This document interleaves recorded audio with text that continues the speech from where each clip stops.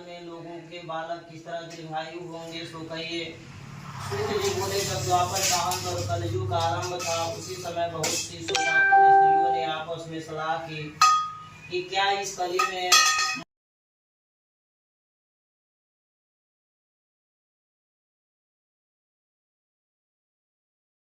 स्त्री। तदंतर स्त्रियों सबने पूछा, हे प्रभु, इस कलयुग में लोगों का पुत्र किस तरह जीवित रहेंगे, इसके लिए कोई व्रत या तप हो तो कृपा करके बताइए। इस तरह की बात सुनकर गौतम जी बोले, आप आपस में वही बात कहूंगा जो मैंने पहले सुन रखी है। गौतम जी ने कहा कि जब महाभारत युद्ध का अंत हो गया और द्रोण पुत्र अश्वत्थामा के द्वारा अपने बेटों को मरा देखकर सब पांडव बड़े दुखी हुए। पुत्र के शोक से व्याकुल होकर द्रौपदी अपने सखियों के साथ ब्राह्मण श्रेष्ठ धौम्य के पास गई और उसने धौम्य से कहा, हे विपेंद्र, कौन सा उपाय करने से बच्चे दीर्घायु हो सकता है, कृपा करके ठीक कहिए। धौम्य बोले, सतयुग में सत्य वचन बोलने वाला, सत्य आचरण करने वाला डाल गया और वही रहने लगा। एक दिन आधी रात के समय पुत्र के शोक से व्याकुल कोई स्त्री रोने लगी।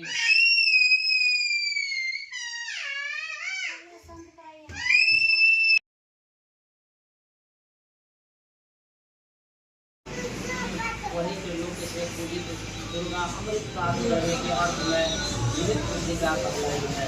तो इस तिथि को जो भैया उस जीवित पुत्रिका की और बनाकर तुम्हारी पूजा करेंगे तो दिनों दिन उनका सौभाग्य बढ़ेगा और वंश की भी बढ़ती होती रहेगी। ये महाभाग, इस विषय में विचार करने की भी आवश्यकता नहीं है। हे राजन, सप्तमी से रहित और उदय तिथि को अष्टमी का व्रत करें, यानी सप्तमी विधु अष्टमी जिस दिन हो उस दिन अतिशय दुर्लभ व्रत तुमको बताया। इस व्रत को करने से बच्चे दीर्घायु होते हैं। हे देवी, तुम भी पूर्वोक्त विधि से यह व्रत और दुर्गा जी का पूजन करो तो तुम्हें अभिलषित फल प्राप्त होगा। मुनिराज धौम्य की बात सुनकर द्रौपदी के हृदय में एक प्रकार का कौतूहल उत्पन्न हुआ और पूर्वासन स्त्रियों को बुलाकर उनके साथ यह व्रत किया।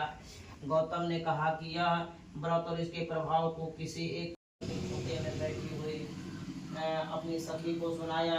सियारी ने आधी कथा सुनी थी, उसे भूख लगी और उसी समय के शमशान में पहुंची। वहां इसने इच्छा अनुसार मांस का भोजन किया और चिन्ही बिना कुछ खाए पिए रह गई। दोनों दो भागे, माने एक आदमी मांस खाए, एक आदमी बिना खाए पिए रह गई।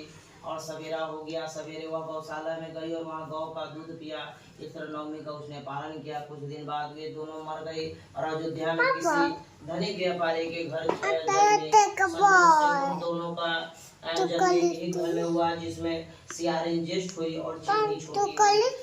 सभी शुभ अग्नि के सामने विधि पूर्वक ब्याही गई। पूर्व जन्म के कर्म फल से वह मृग नयनी रानी हुई और जिस किसी भी संतान को उत्पन्न मर जाती थी। पूर्व जन्म की बातों का स्मरण करने वाली की पत्नी ने अष्ट वसुओं के सदृश तेजस्वी 8 बेटे उत्पन्न किए और सभी जीवित रहे। जब रात हो गए और भले चंगे हुए अपनी माता के पास पहुँच चले गए।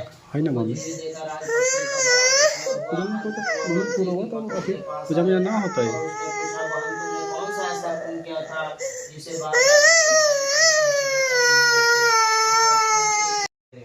ओम जय जगदीश हरे, विषय विकार मिटा पाप ओम जय जगदीश हरे, तन मन धन सब कुछ है ते, स्वामी सब कुछ है ते।